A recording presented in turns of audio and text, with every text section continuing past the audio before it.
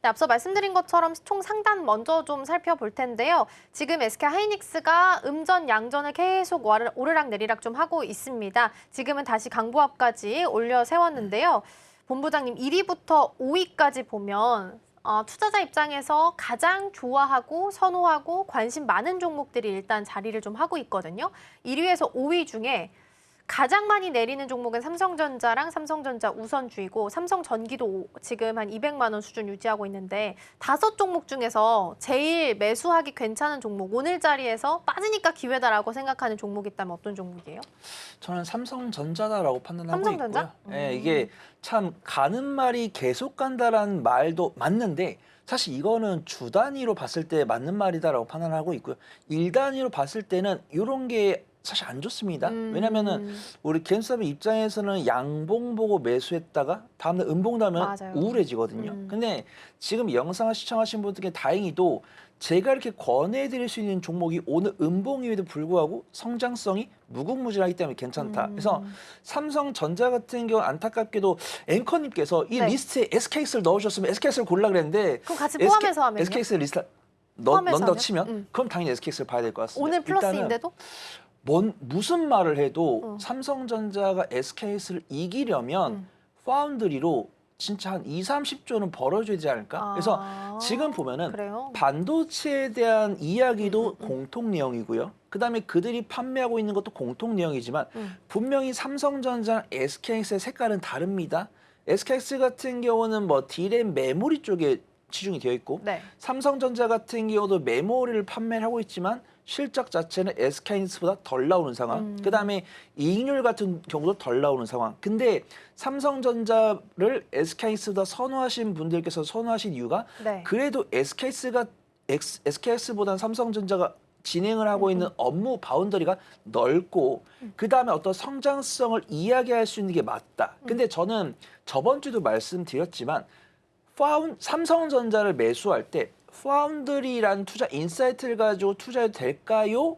라는 질문에 대해서 해도 된다라고 말씀드렸지만 네. 제가 늘 믿는 원칙은 주가는 결국 실적에 비례한다. 그러면 삼성전자가 올해 하반기에 파운드리로 흑자 전환한다고 해서 이미 메모리 사업부에서 36조를 내고 있는데 파운드리는 몇 조 낼지 잘 모르겠고요. 제가 이 방송 들으면서 앵커님께서 그 삼성전자 파운드리 이야기를 하시길래 네. 삼성전자 파운드리라고 검색을 했더니 뭐 퀄컴이라든가 뭐 ARM이든가 뭐 스페이스 X라든가 뭐 테슬라 이런 관련 종목들이 이제 네. 삼성전자 파운드리 맡긴다 이런 이야기 그죠. 나왔잖아요.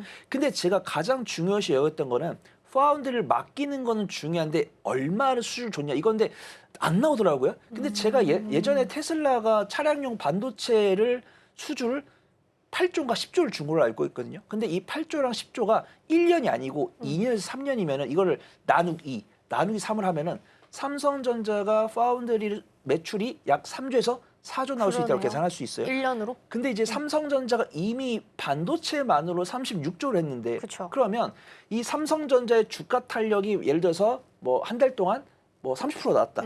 그러면 이 30%의 상승 중에서 HBM이 27%를 했고 파운드리가 3% 했다. 이렇게 해석할 수 있는 거예요. 가치 네. 평가로는. 그래서 삼성전자에 대해서 매수를 하냐 마냐를 했을 때는 전 매수라고 말씀드릴 수 있고 그럼 삼성전자가 주가 상승 동력의 주역이 뭐냐라고 했을 때 저는 단호하게 HBM으로 할 거고 삼성전자 이런 좋은 실적을 보여준 데 좋은 주가 퍼포먼스를 보여준 데 있어 파운드리가 아무것도 안 한 것은 아니다라고 인정할 건 인정하고 근데 가장 중요한 거는 시가총액 상위 종목들 중에서 탑픽은 SK하이닉스지만 내가 만약에 좀 분할 매수 잘한다 네. 이러신 분들께는 SK하이닉스를 권해드리고요.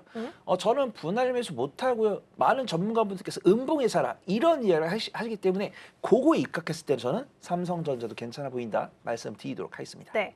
그러면 아까 정규 시간 때는 스퀘어가 왜 더 많이 올라요?에 대한 답변을 좀 주셨으니까 하이닉스 지금 가장 예쁘다 말씀 주셨고 사실 오늘 지분 가지고 있는 스퀘어는 더 많이 오르긴 하거든요. 이 두 종목을 만약에 내가 신규 매수한다 고민한다 하시면 어떤 종목이 더 나아요? 본주가 더 나아요? 사실은 정규 방송에서 이야기를 하신 것처럼 30% 이야기를 제가 몰랐었거든요. 근데 이제 앵커님께서 이야기를 하시고 검색을 했기 때문에 만약에 이 30% 할인율에 대해서 사실은 뭐 단기적으로는 반영이 잘 안 되겠죠. 왜냐하면은 주주환원 검토한 바가 없다라고 이야기했기 때문에 맞아요.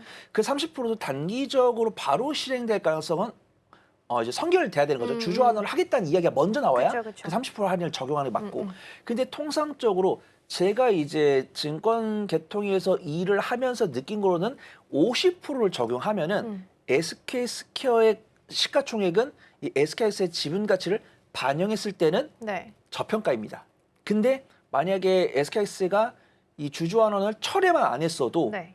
약간 좀 30%라고 가정을 해보면은 SK 스퀘어는 적정 주가 온 것 같아요. 라고 이야기를 할 거예요. 네. 그래서 지금은 불확실성이 있으니까 저는 아직 확정되지 않은 이슈를 확정됐다라고 말 안 하지만 아니땐 굴뚝이 연기가 안 나듯이 결국은 그렇게 될 겁니다. 그러면 지금 당장은 SKS 입장에서는 검토한 바 없다고 했기 때문에 네. SK 스퀘어는 이 지분 가치를 고려했을 때는 저평가다라고 결론을 내리는 게 맞아요. 근데 이 결론이 바뀔 가능성은 몇 주 안에 나올 것 같다. 왜냐하면 아니땐 굴뚝이 연기가 안 나니까. 그래서 저는 일단은 오늘 내가 SK스랑 SK 스퀘어 중에서 뭘 살까를 골라라라고 한다면 저는 SK 스퀘어를 고를 거고요. 오늘은? 네. 근데 만약에 중장기적으로 저는 매수해가지고 둘 중에 매수해서 2주 이상, 한 달 이상 볼 겁니다. 라고 했을 때는 저는 SK하이닉스에 손을 들겠다. 말씀 좀 드리도록 하겠습니다. 그럼 약간의 기간의 차이는 있겠네요. 단기적으로 봤을 때는 스퀘어, 그리고 좀 더 중단기적으로 본다면 하이닉스 본주를 좀 말씀을 주셨고요.